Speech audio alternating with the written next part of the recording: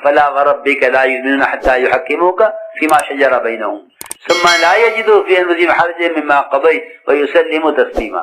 یہ قرآن نے تو اس طرح کہا ہے کہ تیرے رب کی قسم وہ لوگ ایمان والے کبھی نہیں ہو سکتے کہ جب وہ کوئی مسئلہ آپ کے بعد لے کر آئیں اور آپ اس کے بارے میں کوئی فیصلہ کر دیں اور آپ کے فیصلے کے بعد وہ اپنے دین پہ رائے کو باقی رکھیں، کہ یہ ایمان والے نہیں ہو سکتے، ایمان والے نہیں ہو سکتے. جی ہاں، ایمان کا تقاضا تو یہ ہے سمعنا و اطعنا، کہ اللہ ہم نے سنا اور مان لیا. رائے پر اصرار کہ نہیں ہماری رائے تو وہی ہے جو پہلے تھی، کہ اس رائے پر اڑنے سے امت میں افتراق پیدا ہوتا ہے. رائے پر اڑنے سے افتراق پیدا ہوتا ہے.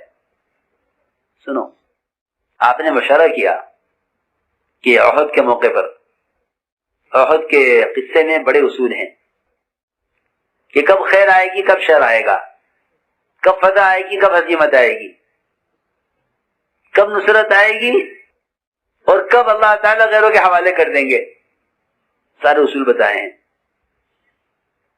اور مشورہ ہوا کہ احد کے موقع پر دشمن سے مقابلہ کہاں سے کرنا ہے، مدینے میں رہ کر یا باہر نکل کر. اس کا مشورہ ہوا. مشورے میں مختلف رائے ہو گئی، اور رائے تو ہوں گی مختلف.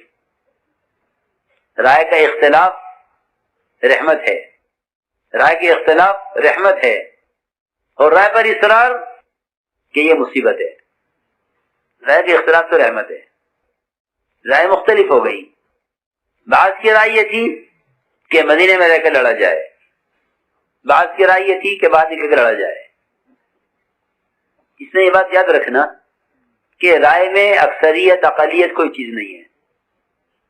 جی ہاں، کہ بھائی 10 آدمی ہیں، 8 کی رائے یوں ہے، 2 کی رائے یوں ہے، تو ذمہ دار کو اختیار ہے، ذمہ دار کو اختیار ہے کہ وہ 2 کی رائے پر عمل کرے، فیصلہ کرے، یا 8 کی رائے پر فیصلہ کرے. یہ اقلیت اکثریت کوئی چیز نہیں ہے. یہ بات ذہن میں رہے. بھائی اکثر تو یہ کہہ رہے ہیں، آپ دیکھیں سیرت میں کہ صحابہ کی اکثریت کیا، کل کے کل صحابہ ایک طرف، معین خلفاء ثلاثہ کے حضرت عمر، حضرت عثمان، حضرت علی ایک طرف، اور سارے صحابہ ان کے ساتھ. سید اسامہ کی جماعت کو روانہ نہیں کرنا ہے، یہ موقع باہر نکلنے کا نہیں ہے. مدینے کی حفاظت کی ضرورت ہے اس وقت. اللہ وہ کہ تنہا، اس میں سب ایک طرف یا اکیلے تنہا. سنو، یہ نہیں کہ ذمہ دار وہ کرے جو سب کہہ رہے ہیں، کہ ذمہ دار وہ کرے جو اللہ اسے چاہتے ہیں. ہاں سنو، مشورہ تو کیا، لیکن سب کی رائے کے خلاف فیصلہ، سب کسی کی رائے نہیں ہے. جو ہے حضرت صاحب کی جماعت کا روانہ کیا جائے، کسی کی رائے نہیں ہے، سب کی رائے ایک طرف ہے. اس سب کے خلاف حضرت بکر کا فیصلہ ایک طرف. کیا ہوا کہ سب کی رائے کے خلاف فیصلہ ہوا اور سب نے مل کر فیصلے کو قبول کیا. یہ تھی اصل بات. درمیان مجھے عرض کر دیا میں نے یہ کہ ضروری نہیں ہے کہ اکثریت کی رائے فیصلہ ہو، بالکل نہیں، کوئی چیز نہیں ہے. یہ دیکھو کہ رائے کے بعد ذمہ دار کا فیصلہ کیا ہوتا ہے. رائے تو مختلف ہوں گی کیونکہ صلاحیتیں مختلف ہیں، تجربات مختلف ہیں. تو آپ نے احد کے میدان میں مشورہ کیا، احد کے موقع پر، کہ کیا کرنا چاہیے، مدینے میں رہ کر مقابلہ کریں باہر نکل کر. تو صحابہ کی رائے تھی کہ بارے صحابہ کی رائے کے باہر نکلیں. آپ نے مشورے کو خوب وسعت دی، سب سے پوچھا. تو عبداللہ بن ابی بن سلول منافقین کا سردار، اسے ہی پوچھا آپ کی کیا رائے ہے، آپ کی کیا رائے ہے. دیکھو حالانکہ منافق ہے، رائے اسے بھی لی، ابھی کیا رائے ہے. اس نے کہا جی ہماری رائے تو یہ ہے، روایت میں ہے کہ اس کو بڑا تجربہ تھا جنگوں کا، جنگ کا تجربہ رکھتا تھا، کہ ہمارا تو خیال یہی ہے کہ مدینے میں رہ کر لڑا جائے، کیونکہ ہمیشہ جب بھی کوئی ایسے حالات پیش آئے مدینے میں رہ کر کامیابی ہوئی، لہذا باہر نہ نکلا جائے، مدینے میں رہ کر لڑا جائے. رائے کا اختلاف ہو گیا. بعض کی رائے تھی کہ ہاں مدینے میں ٹھیک ہے، کچھ بھی صحیح، رائے یہ ہو یا یہ ہو، یہ دیکھا جائے گا کہ آپ کیا فعل کرتے ہیں، آپ کیا عمل کرتے ہیں. آپ گھر میں داخل ہوئے اور آپ تیار ہو کر نکلے مدینے سے باہر جانے کے لیے، ختم ہو گئی، سارے رائے ختم ہو گئی کہ آپ خود نکلنے کے لیے تیار ہو گئے، فیصلہ فرما دیا۔ عبداللہ بن ابی نے کہا کہ ہماری رائے تو وہی ہے جو پہلے تھی، ہم آپ کے ساتھ نہیں نکلیں گے اس لیے کہ آپ نے ہماری رائے پر عمل نہیں کیا۔ سنو، یہ سمجھنے کی بات ہے۔ اشتراک پیدا ہوا، ہم تو وہی کریں گے جو ہماری رائے تھی، ہم آپ کے ساتھ نہیں جائیں گے اس لیے کہ آپ نے ہماری رائے پر عمل نہیں کیا۔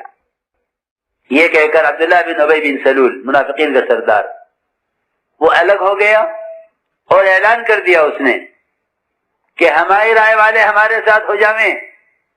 سنو، کون ہماری رائے پر ہے، کوئی ان کی رائے پر ہے، الگ الگ ہو جاؤ۔ سنو، افتراق، جی ہاں، اور اڑ گیا وہ، ٹھیک ہے بات ختم ہو گئی، اب کیا اڑنا اس پر؟ کون میرے ساتھ ہے؟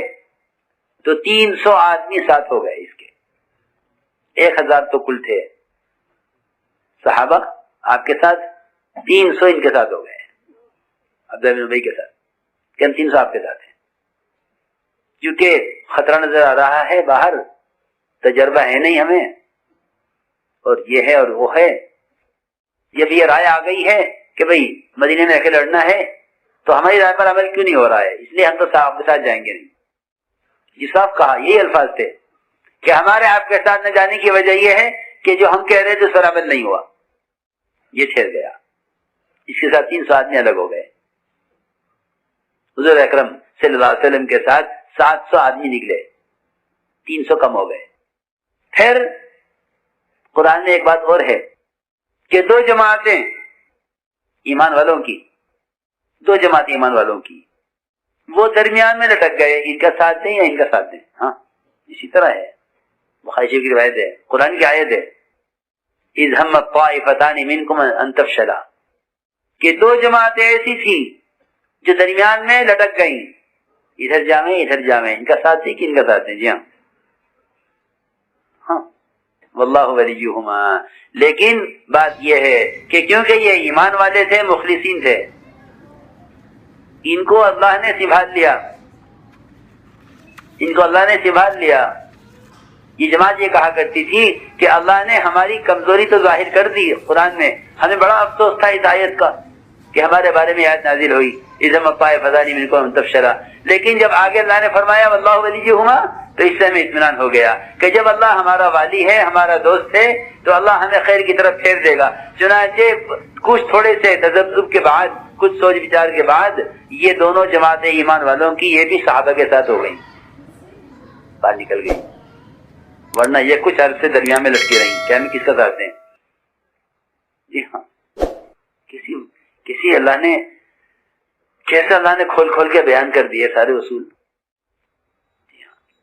جماعت نکلی، عہد کا میدان ہوا، آپ نے اپنے صحابہ کو ترتیب دیا، صحابہ کو آپ نے ترتیب دیا، اور آپ نے ایک ایسی گھاٹی جبل الرمات پر جہاں سے آپ کو اندازہ تھا کہ دشمن ادھر سے حملہ کر سکتا ہے، آپ نے 50 صحابہ عبداللہ بن جبیر ان کے ساتھ متعین کر دیے ایک پہاڑ کے اوپر، فرمایا کہ تمہیں یہاں سے ہٹنا نہیں ہے 50 کو،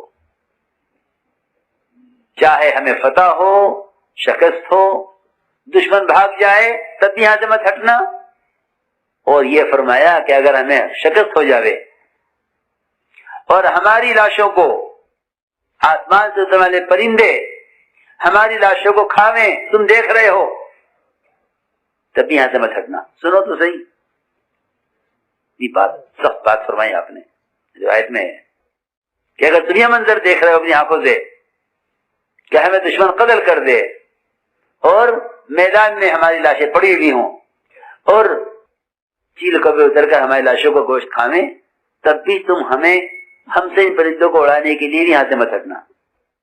سنو بات، اور اگر ہمیں فتح ہو جاوے، دشمن بھاگ جائے اور ہم سب مال غنیمت لوٹ رہے ہوں، تب بھی تم یہاں سے مت ہٹنا.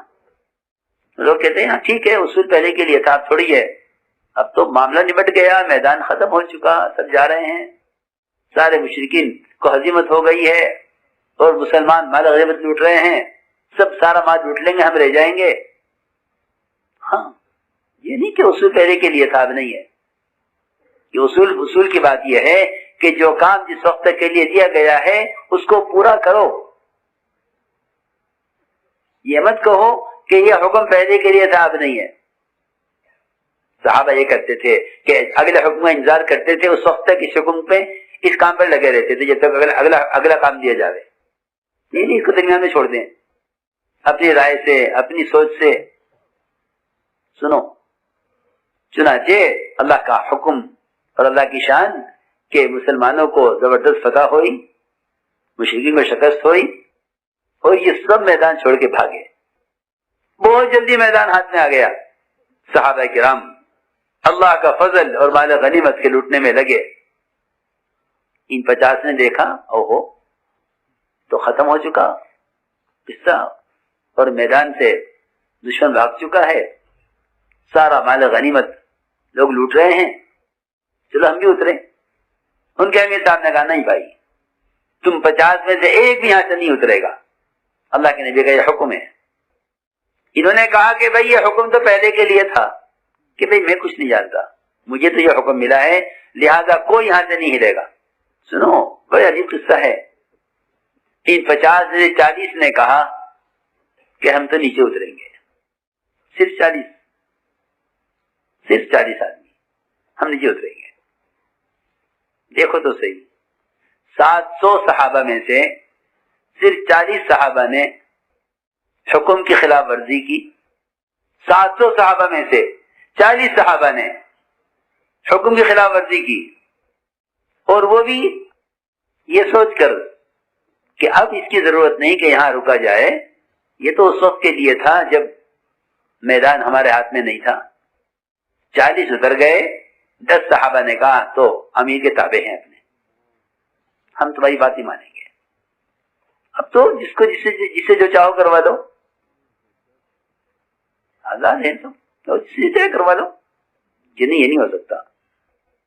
تو چنانچہ 40 صحابہ وہاں سے اتر گئے نیچے, اور 10 صحابہ رہ گئے جبل رومات پر. ان 10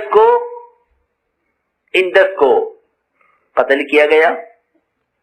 مشرکین نے آ کر اس گھاٹی کی طرف سے حملہ کیا, ان 10 کو قتل کیا, اور میدان میں ایسے آئے مشرکین پلٹ کر کہ صحابہ کو بالکل احساس نہیں تھا کہ دشمن ہماری پیٹھ پر سوار ہے. سب مال غنیمت لوٹنے میں تھے اور دشمن نے حملہ کیا. ایسی گھمسان کی جنگ ہوئی کہ مسلمانوں کو قتل کیا اس موقع پر. کچھ پتہ نہیں کون کیا ہے, کون کہاں ہے, کون کسے مار رہا ہے. جی ہاں, مسلمانوں کے ہاتھوں مسلمان شہید ہوئے. قرآن نے کھول کر کہا ہے وَعَصَيْتُم مِّن بَعْدِ مَا أَرَاكُم مَا تُحِبُّونَ. جی ہاں, کہ تم فتح دیکھ چکے تھے اپنی آنکھوں سے, لیکن تم نے فتح دیکھنے کے بعد ایک نافرمانی کی, اللہ نے تمہارے ہاتھ سے میدان چھین کر غیروں کے ہاتھ میں کر دیا. سیدھی بات ہے, سارا میدان غیروں کے ہاتھ میں گیا. آپ اتنا مبارک شہید ہوئے, آپ کو زخم آئے, آپ کے قتل کی خبر عام ہو گئی. کیا کیا حالات ہوئے. صحابہ کے پاؤں کھڑ گئے میدان احد سے.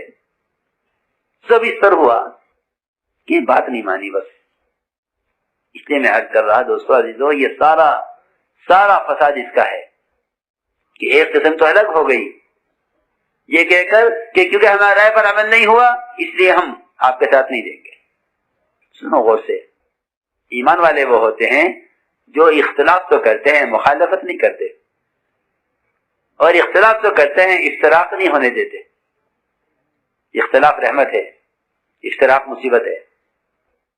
اختلاف تو رحمت ہے.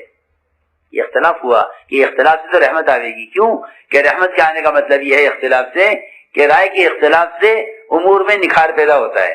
ایک رائے یہ ہے, ایک رائے یہ ہے, ایک رائے یہ ہے, کہ سب رائے آ گئی, اور اختلاف سے مصیبت آتی ہے. جی ہاں, چنانچہ اس احد کے میدان میں بہت اصول ہیں کہ تمہارے ہاتھوں سے میدان آتے آتے نکل جائے گا. حالانکہ 700 صحابہ میں سے 40 نے صرف خلاف ورزی کی ہے. اگر یہ 50 صحابہ 40 صحابہ ان کے ساتھ ان 10 کے ساتھ یہ جمے رہتے اپنی جگہ پر تو میدان سارا مسلمانوں کے ہاتھ میں تھا. اس لیے کام اجتماعی کام ہے. یہ بات نہیں ہے کہ ایک طبقے والے کہیں کہ ہم یہ نہیں کریں گے تو حالات سارے سمجھ میں نہیں آئیں گے. نہیں، اگر ایک علاقے والے کہیں کہ ہم یہ نہیں کریں گے تو نافرمانی کا وبال اور نافرمانی کی ہزیمت اور نافرمانی کی مصیبت سب پر آئے گی. دیکھو یہاں یہ ہوا کہ نافرمانی 40 نے کی اور حالات کتنوں پر آئے؟ جی ہاں، سب پر. ہاں، سب پر حالات آئے. نافرمانی 40 نے کی ہے، ایک علاقے والوں نے صرف. آپ کے تو اور بھی مورچے تھے، ایک مورچہ ٹوٹا صرف. ایک مورچے میں بھی 10 جمے رہے، 40 الگ ہو گئے. ہاں، اس لیے کہتے ہیں کہ اجتماعیت سب سے زیادہ مدد کے لانے کا ذریعہ ہے. اجتماعیت سب سے زیادہ نصرت کے لانے کا ذریعہ ہے. اجتماعیت اصل ہے کہ ساری نصرت اجتماعیت کے ساتھ ہیں، نصرت اجتماعیت کے ساتھ ہیں اور نحوست افتراق کے ساتھ ہیں. کہ ساری نصرت اجتماعیت کے ساتھ ہیں، نصرت اجتماعیت کے ساتھ ہیں اور نحوست افتراق کے ساتھ ہیں.